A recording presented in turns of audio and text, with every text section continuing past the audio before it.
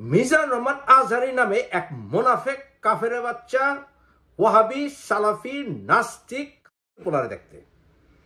এই মুনাফেকের বাচ্চা নবীকে গালি দেয়। এই মুনাফেকের বাচ্চা পোলা বলে যে নবীর বউ খাদিজা রাদিয়াল্লাহু আনহা নাকি ছিল না ইনট্যাক্ট। পোলা কুত্তার বাচ্চা, তোর মা ইনট্যাক্ট ছিল রে শুয়োরের বাচ্চা, তোর বউ কি ইনট্যাক্ট ছিল? তোর বউ শুনলেন ততক্ষণ কি জঘন্য গালি, কি বিশ্রী ভাষায় গালি। কোনো সুস্থ ব্যক্তি কিংবা কোনো হিউম্যান বিং কেউ কি কাউকে এভাবে গালি দিতে পারে? ফর এক্সাম্পল, আপনার কোনো আপনজনকে কেউ যদি কোনো একটা কটাক্ষ করে, আপনি কি তাকে হত্যা করতে পারবেন? আপনি কি তাকে গালি দিতে পারবেন?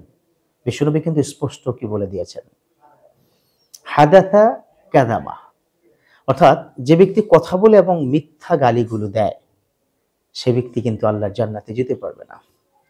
একজন মানুষ যদি কোনো কারণে ভুল করে, আমার কাছে মনে হয় যে ডক্টর মিজানুর রহমান আজহারীকে যেই ভাষায় সে গালি দিয়েছে, এতটুকু কথা সে 20 মিনিট ধরে এই যে বাজে ভাষায় গালি দিয়েছে, এতটুকু কথার 20 ভাগের 1 ভাগও যদি তিনি ফোন করে কিংবা কোনো মাধ্যমে তাকে বলতেন, তাহলে বিষয়টা অনেকটা ইফেক্টিভ হতো।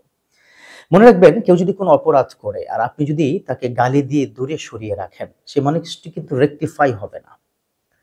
এটা কিন্তু স্পষ্ট কথা।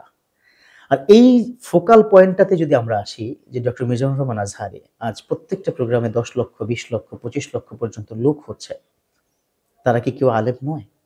তারা কি শুধু জামাতে ইসলামী ব্যক্তিরা? না, শুধু জামাতে ইসলামী নয়, আপামর মুসলিম জনতা সবাই কিন্তু তার কাছে তার বয়ান শুনতে যায়। বিশ্বনবীর একটি হাদিস আপনাদেরকে শোনাতে চাই। রাসূলুল্লাহ সাল্লাল্লাহু আলাইহি ওয়াসাল্লাম বলেছেন, ইন্না মিনাল বায়ানি লাসসিহর। বুখারী হাদিস, তিনি বলেছেন নিশ্চয়ই কথা, নিশ্চয়ই কোনো বাণী, কোনো বক্তব্য, কোনো কথা এটা মধুময়, জাদুময়। সিহর মানে জাদুময়, মানে কথাই জাদু।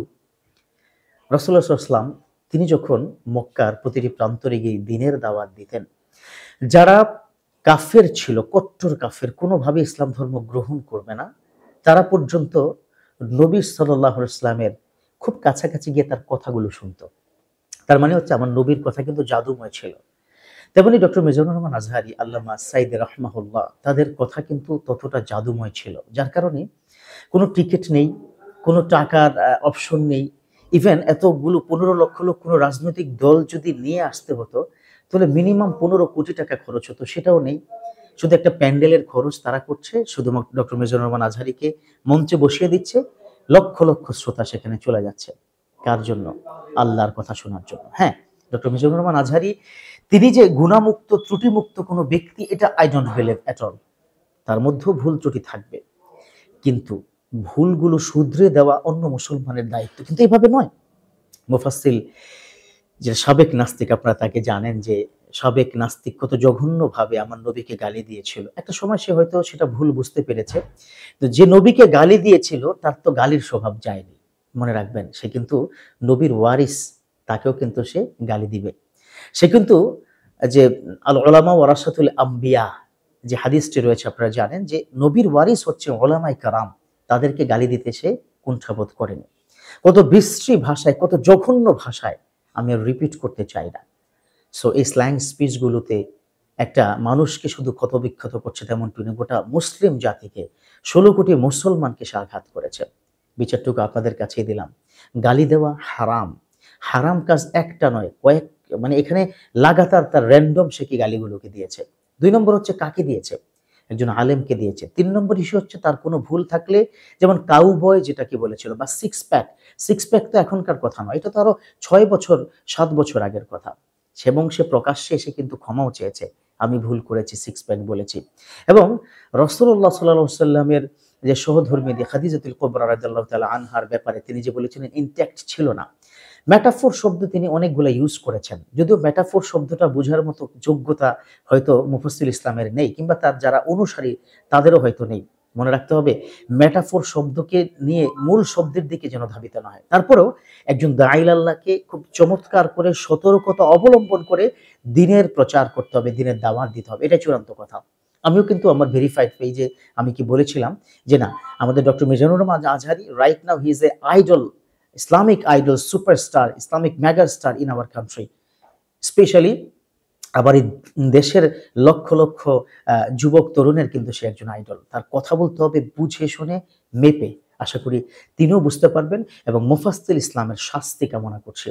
এবং নিশ্চয়ই মোফাজ্জল ইসলামও যদি চায়, এই জাতির সামনে যদি ক্ষমা চায় যে আমার গালি দেওয়া ঠিক হয়নি, তার কোনো ভুল, তার কোনো মেসেজে যদি আমি বা আমাদের কোনো মুসলমান ভাইয়েরা কষ্ট পেয়ে থাকেন, সেটা তার পর্যন্ত মেসেজ পৌঁছানোর বহু ওয়ে আছে। কিন্তু এভাবে প্রকাশ্যে জাতির সামনে এসে গালি দেওয়া, এটা মোটেও সমীচীন হয়নি। এটা একেবারে অযোগ্য, মানে একেবারে এটা অপরাধ, মানে ভয়ঙ্কর লেভেলের অপরাধ।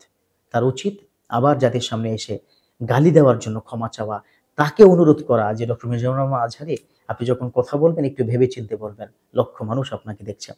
তো যাই হোক, আমরা চাই না মুফাজ্জল ইসলামের মতো আরো কোনো নাস্তিক, আরো কোনো রামপন্থী, কোনোকে বামপন্থী ভাবে আঘাত দিয়ে কথা বলুক।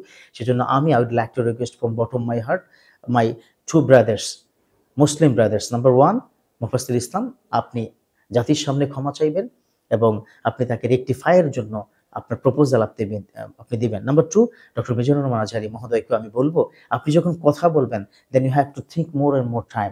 স্লিপ অফ টাং করে বা কোনো মেটাফোর ইউজ করতে গিয়ে জাতিকে কোনোভাবে বিভ্রান্ত যাতে আমরা না করি। আল্লাহ পাক আমাদের বোঝার তৌফিক দান করুক, আমিন।